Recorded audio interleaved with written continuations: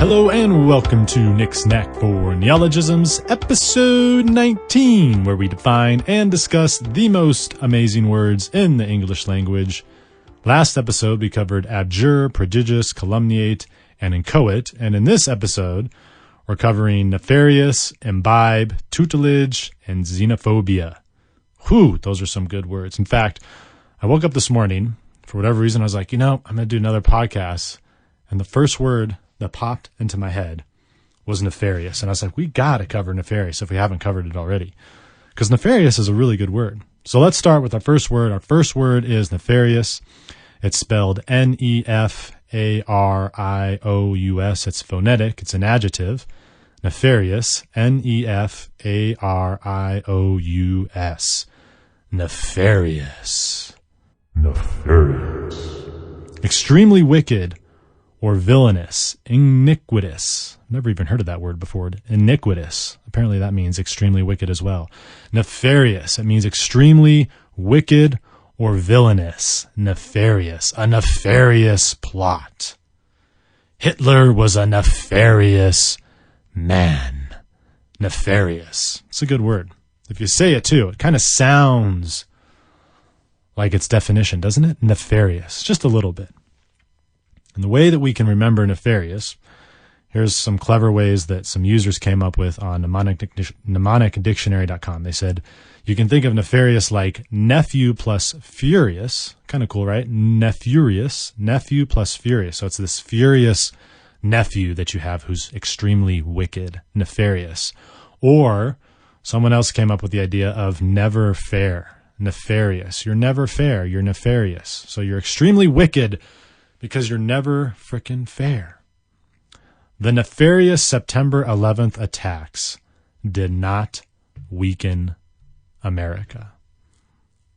One man employed his nefarious scheme to hack into people's computers and steal bank account information. Nefarious. Ooh, that sounds pretty nefarious. We originally thought John was going to pull nefarious April Fool's Day pranks, but surprisingly, nothing bad happened. Have you guys ever pulled nefarious April Fool's pranks? I don't think I have. I think the worst thing I ever did was put the little rubber band over the faucet, which is a fun trick, but I don't think it's nefarious. Would you guys consider that nefarious? I don't think that's nefarious. I think what would be nefarious? Nefarious would be like, I don't know, maybe gluing the car doors shut or something like that to someone's vehicle. Or, I don't know, spray painting their windshield, tagging their windshield. I think that would be kind of nefarious. Racism in the 21st century is still a nefarious reality in the world, but we have come a long way in mere decades. Yes, I would agree with that. Racism is definitely nefarious. Nefarious. And for some reason, all right, I don't know why. This is like one of those weird things that pops up into my head. But you guys ever seen the movie Aladdin with Jafar in it? Aladdin is one of my favorite Disney movies, but there's an extremely wicked character named Jafar. He's got that F-A-R part in his word. I think that's how he spelled his name, is J-E-F-A-R, and nefarious is N-E-F-A-R, nefarious. Jafar was a nefarious villain in the Aladdin movie, so that's another way I remember it. Nefarious. It's a good word. You actually hear nefarious pop up from now and then. It's not just one of those words that people memorize for no good reason. It does show up. Sometimes you see it in newspaper columns and things like that. Nefarious. All right, let's move on to our next word, which is imbibe. It's kind of a silly word. Kind of fun to say. It's spelled I-M-B-I-B-E. Imbibe. It's phonetic. I-M-B-I-B-E. Imbibe. It's a verb. And it simply means to drink, more or less. That's when you hear it. Just think of imbibing as drinking. They're synonymous. He imbibed great quantities of iced tea. To drink. To consume liquids by drinking or to drink. Or here's something else that's kind of interesting. To absorb or soak up as water, light, or heat. I did not know it could mean that. That's interesting. To absorb or soak up as water, light, or heat. Plants imbibe moisture from the soil. Here's something crazy. Here's a third definition for kicks and giggles. To take or receive into the mind as knowledge, ideas, or the like. To imbibe a sermon, to imbibe beautiful scenery. Interesting. So you can see, I love that. That's what's neat about words. They have flexibility, elasticity to them. You can see how kind of absorbing or soaking up could also mean, well, we're going to extend it to receive into the mind as knowledge, ideas, or the like. Imbibe. After imbibing the conversation between the priest and the counselor, great wisdom was imparted upon me. I don't know, just some silly example I came up with. Imbibe. But usually when you hear the word imbibe, it just has to do with drinking. Imbibe. Oh, and the way that I remember this word, imbibe, it has the word bib in it. And when I think of imbibe, it's usually has to do with alcoholic beverages and people being drunk. That's the context it's usually used in, imbibing great quantities of alcoholic beverages, something like that, right? When someone is imbibing, I just think of them having to wear this bib to cover all the drinks that they're spilling on themselves. I-M-B-I-B-E, imbibe. So I think of a bib and drinking, and yeah, for whatever reason that sticks in my head. Best practices dictates that anyone who intends to imbibe alcoholic beverages should make sure to have dependable transportation to get home. Yes, my friend, never drink and drive. Despite being unable to imbibe cocktails with her friends, Jonathan probably had the most fun at the wedding reception. I just realized that I changed the sex of the person that was in this word because I couldn't pronounce, or the sentence because I couldn't pronounce their name. Yeah, I guess it's Marielle. Despite being able to imbibe cocktails with her friends, Marielle probably had the most fun at the wedding reception. Cool. Every morning I like to delay the start of the workday, go outside on the terrace and imbibe large quantities of sunshine and fresh air. Ooh, I like that. They're just soaking up. They're imbibing large quantities of sunshine and fresh air. Doesn't that sound nice, just to imbibe that? One of my nursing buddies, I will leave his name out in case he wants to remain anonymous, but we were talking about vitamin D deficiency, which a lot of Americans have vitamin D deficiencies, myself included. By the way, guys, I'm pretty much a vegan. I do eat eggs. Eggs have vitamin B12 in them, but I was surprised to find out, this is a little bit of a tangent, but I was surprised to find out with my blood work that I was not B12 deficient, but in fact, I was vitamin D deficient. So yeah, a lot of people have vitamin D deficiencies from simply not getting enough sunlight. I am one of them. So we were talking about ways in which we got our vitamin D. I've now decided to take supplements. But my friend, he likes to go out, and he says every morning he just lies naked. He has a little window. He says he'll lie naked there just to absorb the sun. He does 5 minutes on his front, 5 minutes on his back. And that is the way that he imbibes his daily dose of vitamin D, is by doing that. So yes, that is imbibing. If I imbibe too much soda, I find that I am troubled with extreme bouts of hiccuping. Yeah, that's not me. That's just a word or a sentence that I found on wordsinasentence.com. If I imbibe too much soda, I find that I am troubled with extreme bouts of hiccuping. Yeah. Did you guys know the way to get rid of hiccuping? At least it works for me. Is you do a handstand. You could do it against the wall or just like a headstand, and then you swallow a cup of water.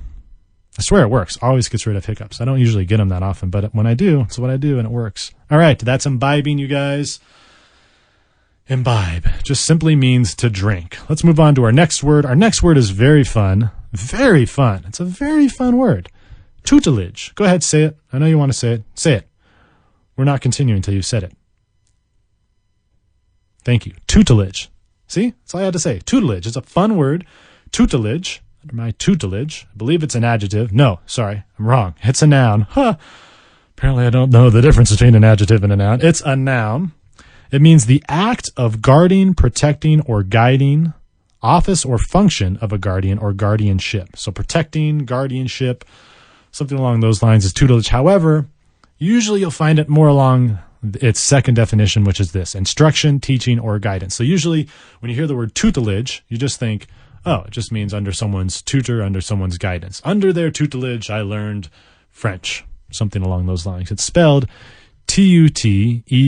It's phonetic, tutelage, Tutelage. Tutelage. His knowledge of Spanish increased under private tutelage. Under my tutelage, sir, you're going to learn a lot. That is what I promise. This is another Sean Connery word. I think a lot of words are Sean Connery words. Tutelage is definitely a Sean Connery word. Tutelage, the state of being under a guardian or a tutor. And that's the way that we can actually, I like to remember it just like that. Tutelage has the word tutor in it. Very similar to tutor. Tutelage has that prefix, that word fix. Word fix. Has that word fix in it, you guys.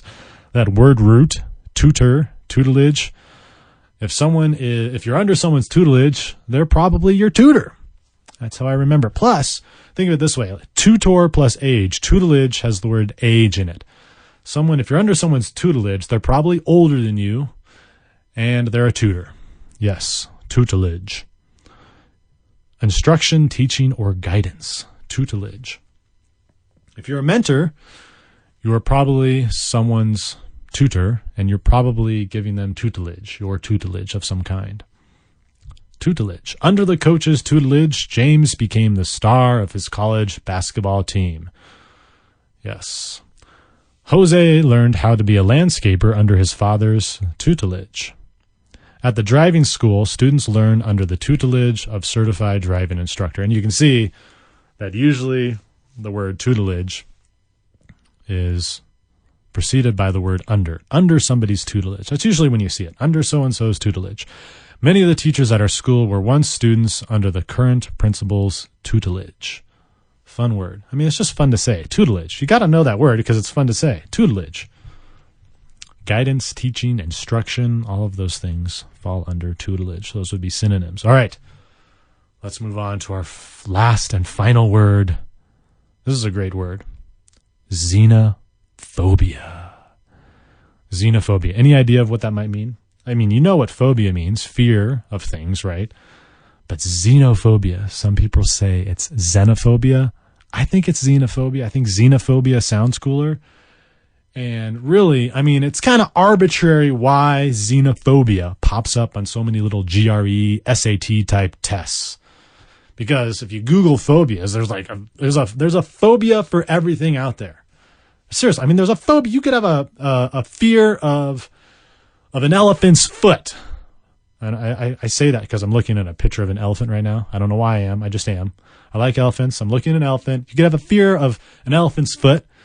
And we could call it, what do we call it? It'd be like, let's see, the root for feet is like peds or peds. So we'd call it elapetophobia. Are you elapetophobic, dude? Don't tell me you have elapetophobia, fear of an elephant's foot, because I have that same phobia. How weird that we both have the same phobia. Yeah, but anyhow, it's arbitrary that xenophobia comes up on all these GRE word lists, question, quizzes, whatever things, because there's so many phobias. Why xenophobia? So there's probably a history behind it of some kind, right? I mean, I know the United States has a history of xenophobia, right? All of our wars, and even now I think we're a little bit xenophobic. But why xenophobia? Why is it? I think it's because the word sounds cool, right? Or like arachnophobia. I mean, that sounds really cool. Well, that's like hydrophobia. That's boring. Fear of water. I'm hydrophobic. I actually am kind of hydrophobic. I do have a fear of water. Large quantities of water tumbling towards me, also known as waves. Yeah, it's very scary. Very scary. I'm a bit hydrophobic. But, I mean, would you rather be hydrophobic, xenophobic, or arachnophobic? They're all pretty cool. I'd prefer to be xenophobic or arachnophobic. Because they sound, anyhow, we should probably talk about the definition before we start throwing out the words so much, you guys. Where are we going with this? Where are we going? All right. Xenophobia. No one really wants to be xenophobic, in my opinion, because it means a fear or hatred of foreigners, people from different cultures or strangers. So I guess maybe we're all a little xenophobic. But I think of xenophobia as a fear of foreigners, more so than I do of strangers. But, and in the context with which you normally will see the word, xenophobia certainly means fear or hatred of foreigners, not strangers. Fear or dislike of the customs, dress, etc. of people who are culturally different from one's self. Ooh, I like that. That's a little softer definition of xenophobic. Are you xenophobic? You sure? You don't have a fear or dislike of the customs of or dress of other people because they're culturally different from yourself? Are you positive? I think, and I might even include myself in this, maybe. I think everyone might be a little bit xenophobic. What do you guys think? We might have just a little subtle, very soft, watered down xenophobia. I think I've gotten better over the years. Not to say that I've ever been xenophobic of any kind. I actually think I'm probably one of the least xenophobic people that I know, because at the heart, I just know people are people. No matter who you meet, everyone wants kind of the same thing, no matter how they dress, no matter how they act. To some degree, we're all striving for the same thing, which is our own personal happiness and hopefully the happiness and well-being of other people. Generally speaking, most people I think are that way, and even people that aren't.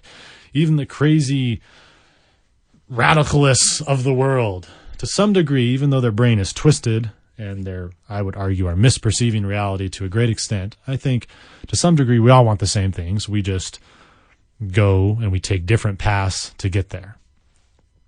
And I don't know why I'm talking about this right now. Somehow this has to relate to xenophobia, but I have since forgotten because I'm just kind of rambling at this point.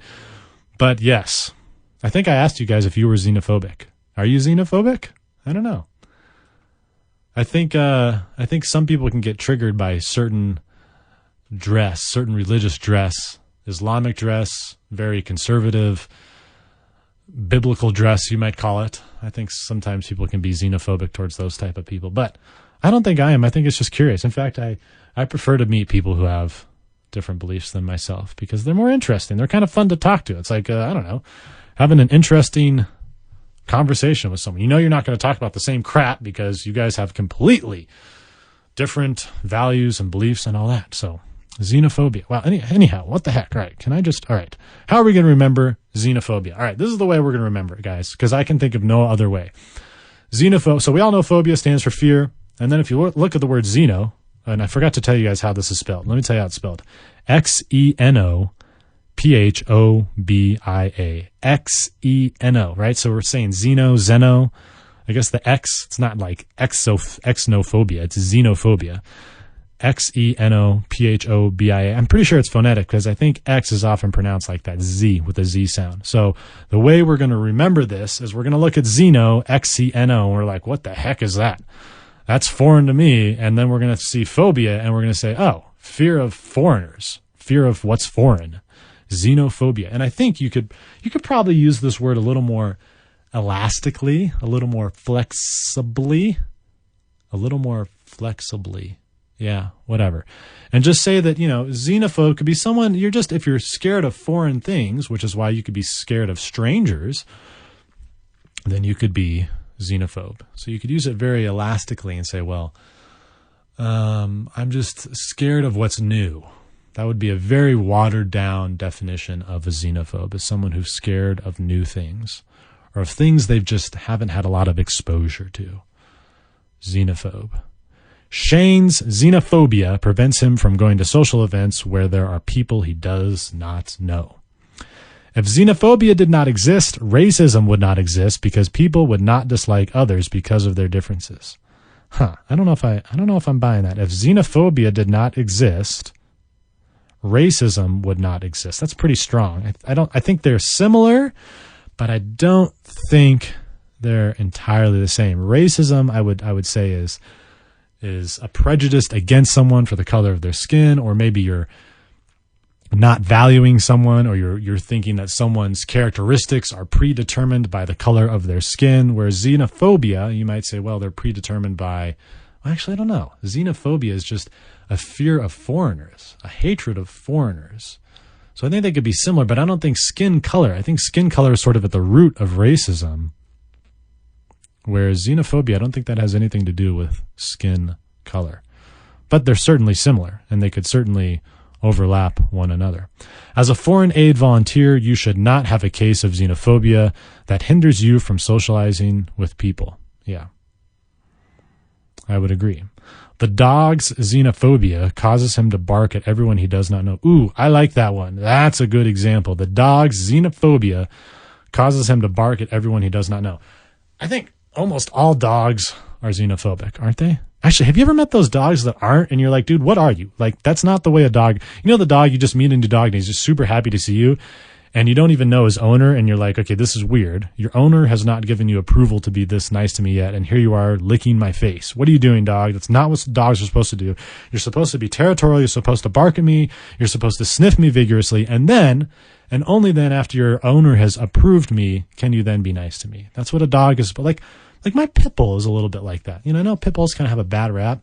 My pit bull is a very personable dog. I mean, she goes up to toddlers and she'll lick their faces. She loves people, especially little kids. She loves them to death. And I'm kind of like, Meg, you know, you're a pit bull. I want you to, you know, just put on a show every now and then, act tough.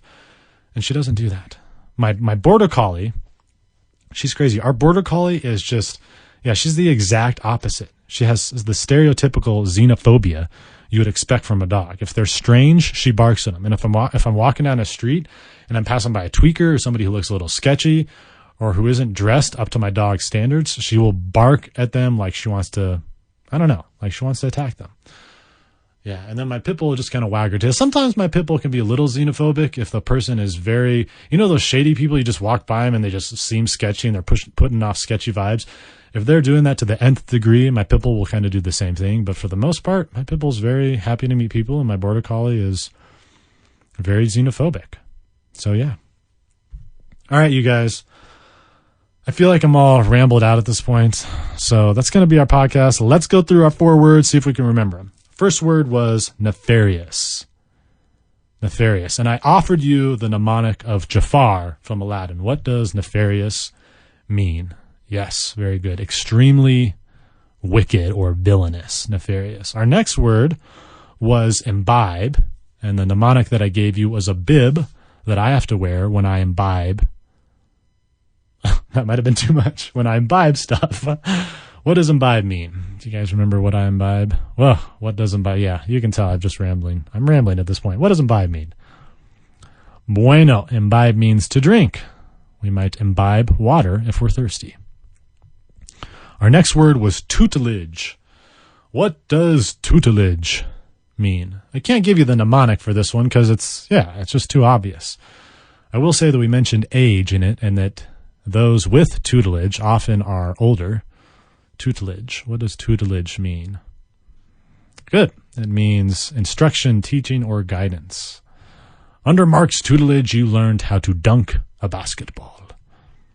And our last word, the word that we just talked so much about, was xenophobia. My dog has xenophobia. What does xenophobia mean? Good. Fear or hatred of foreigners or people from different cultures or strangers. Xenophobia. So that wraps it up for episode 19, you guys, of Nick's Knack for Neologisms. Thank you so much for listening. Thanks for participating, and thanks for saying these words out loud. It's been a blast. If you enjoy my podcast, or if you hate my podcast, please consider leaving me a review on iTunes. And if you'd like, you may also donate to my podcast as well. Visit nicksknackforneologisms.com, or you can just Google it, hit the PayPal donation button, and you can donate there. Thanks a lot, and I will see you guys on our next episode. Bye-bye.